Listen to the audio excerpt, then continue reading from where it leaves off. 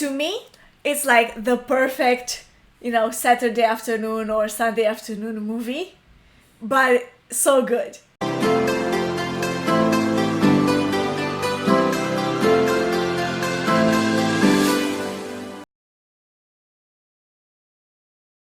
What's up everybody, I'm Rick. And I'm Anna.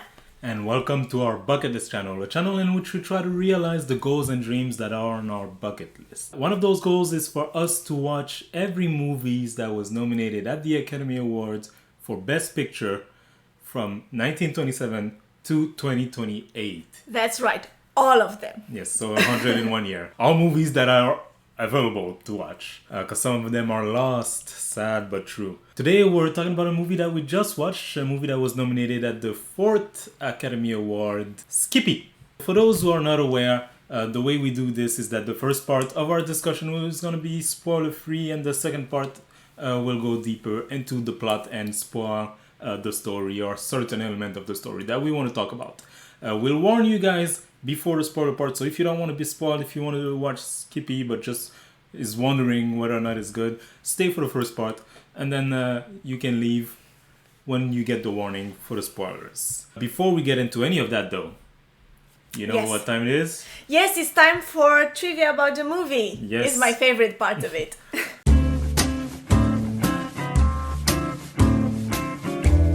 Some general information, interesting information about the movie. So let's begin. Skippy, a movie that came out in April 1931, Paramount Picture movie.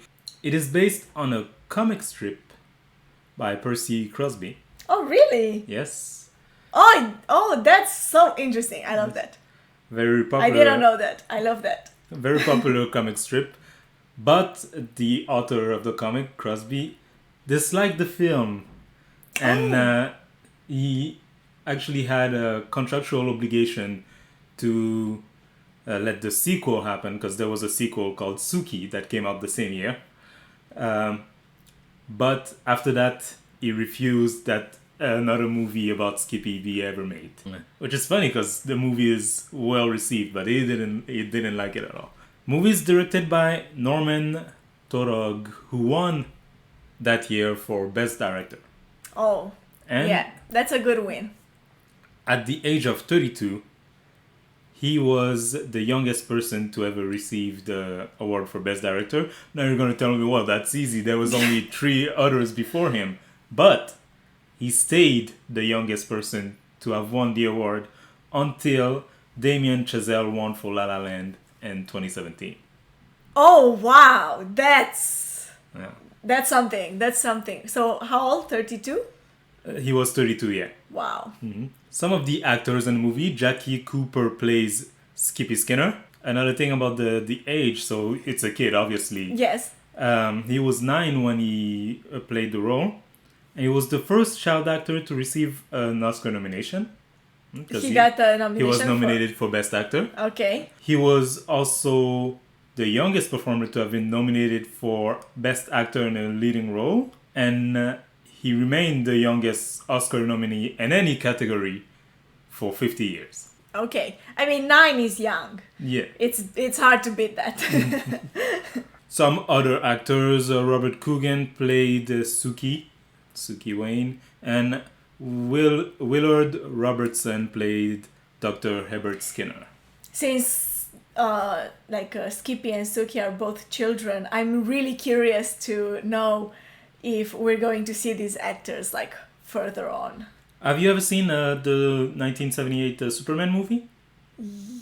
Yes, I with think. Christopher Reeve? Yes. So Perry White in that movie, the journalist, the head of the newspaper, it's Jackie Cooper. Ah, really? Yeah. Okay. So the movie was nominated for 4 Academy Awards, won 1 Best Director, I already said, but it was also nominated obviously for Best Picture or Outstanding Production as it was called back then, Best Director, Best Actor for Jackie Cooper, and Best Adaptation because it's adapted from something, which when I see this award, I always think back on nowadays people always say there's no original ideas in Hollywood, everything is an adaptation of something.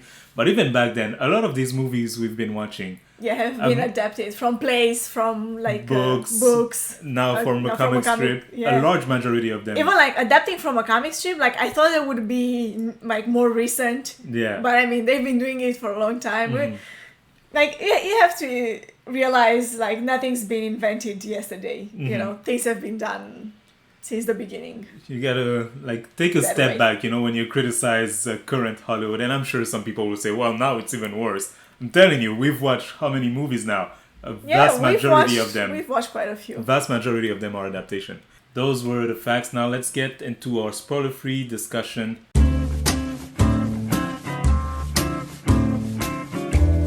Let's start with the same question we always start with. Top level, without spoiling anything. What did you think of the movie? I loved this movie. I have to tell you. I'm not gonna say necessarily it's the best that we've watched yet. I don't know if I will go that far.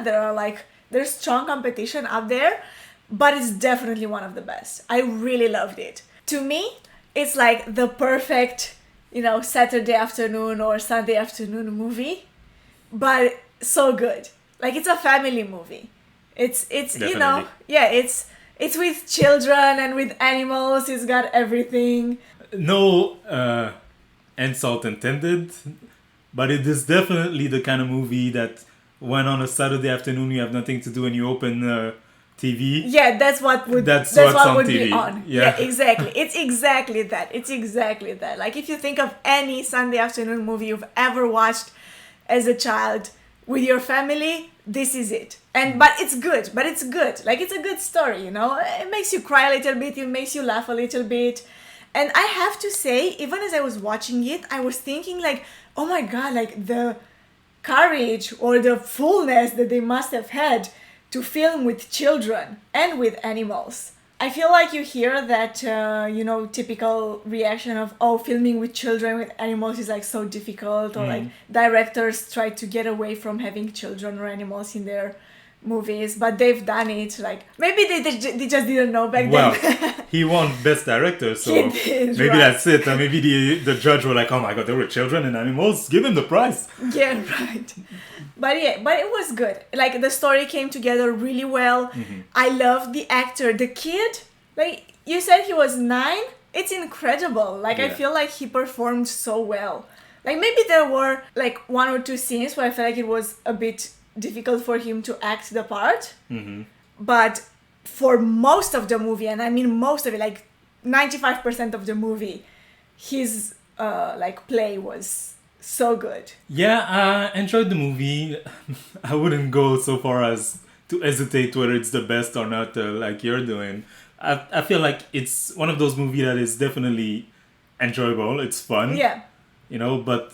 Yeah, but that's what I'm saying. When I compare it to some of the other movies we've seen, like which are like literal work of art, Yeah, exactly. That's what I'm saying. Like other movies, story-wise, and even like in terms of like how they were directed, how they were put together, you can see they're a lot more difficult. Yeah. And like the stories are way more complex. But this one, this is a feel-good movie. Simple, but it's really well done. Yeah, this is a feel-good movie. This is a movie with children who have their children problem, and to them it's the end of the world, and you watch it and it's endearing. You want to side with them. I feel like most people would enjoy that kind of movie, unless you don't. Yeah, I suppose. Really, as I was watching it and now I'm thinking back on it, I don't really think that there's that many like negative point that I would have against it. Sure, at some points in the movie the kids were like unequal in terms of performance, especially one of the neighbor, not the girl but her brother. I feel like he was a bit so, but they're kids, Yeah. It kind of, you can put it under the rug pretty easily, like, oh no, it's just a kid. And also because it's like counterbalanced also by the fact that some of the other kids are also very good. Yeah, exactly. And also the fact that the ones that you see the most, like that are more relevant to the story, I feel like they were actually really good. Definitely, I feel like you would recommend that movie. Oh yes, I would recommend it. I would recommend it too, without hesitation. If you want a nice movie to like watch on a, like you said, Saturday or Sunday afternoon, and you just want to hang out, put on Skippy. Now we're gonna go into spoilers, so people, if you don't want to be spoiled, I invite you to leave this video and come back for our next movie review. But if you don't mind being spoiled, let's go right into it.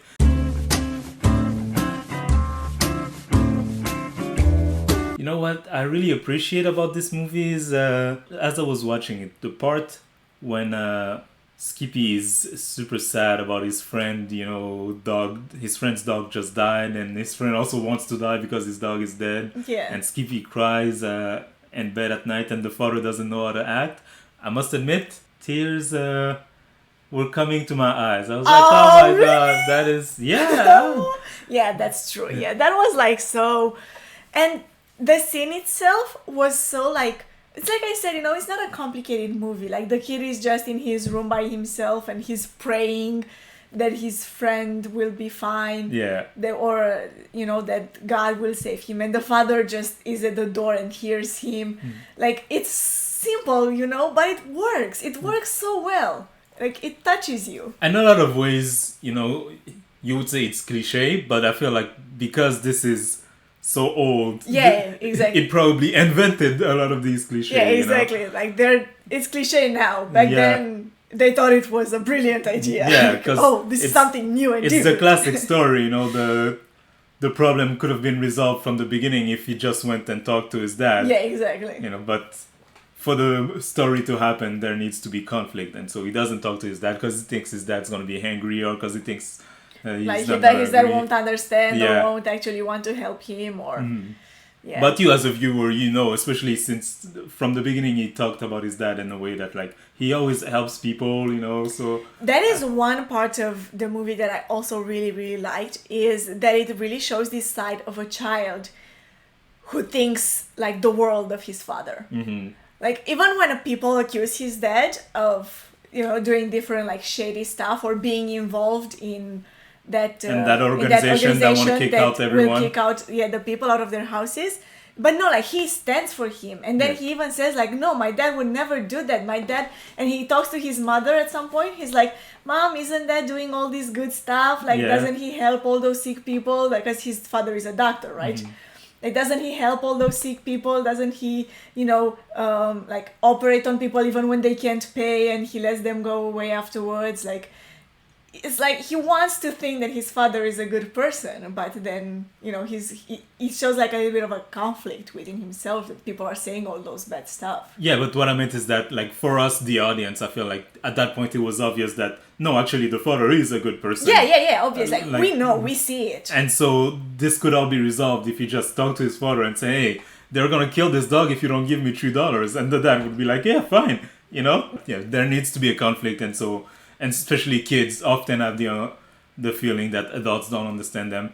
And his dad is on his back all the time, like, don't go to that part of town, don't do this, don't do that. But he's trying to protect his son. Yeah, exactly. But yeah, no, a very interesting movie. Is there any scenes in particular or anything in the story that grabbed you, that you want to focus on? So yes, there is one more thing that I found very interesting, is when we see Skippy going to that bad, or like poor, actually it's not a bad, it's poor, it's like the poor side of the town, and he gets together with the other kids, how he acts around them. He's bossy, but also the kids seem to be interested in what he's saying or what he's doing, like the kids are following him around.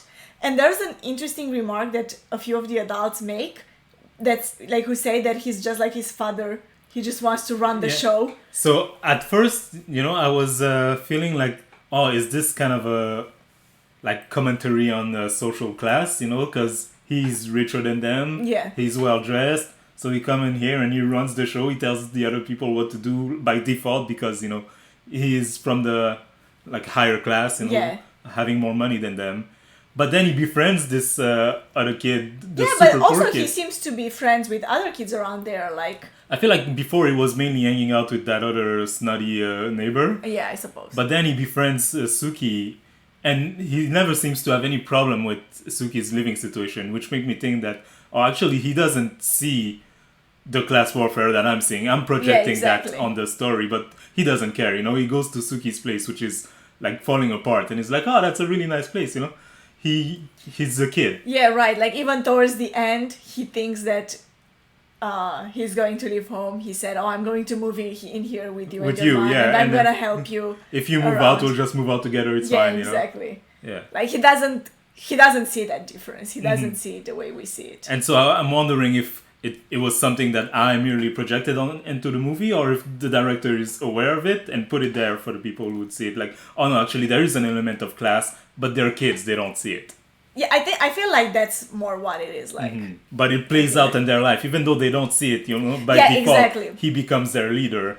Yeah, like probably his living situation does give him, even without being aware, a sense of confidence. Yeah. That other kids will just follow. But also more education, you know, several Yeah, times exactly. in the movie, he tells people stuff, you know, that his father taught him, you know, like, oh, did you know this and that? Yeah, exactly. He's more educated.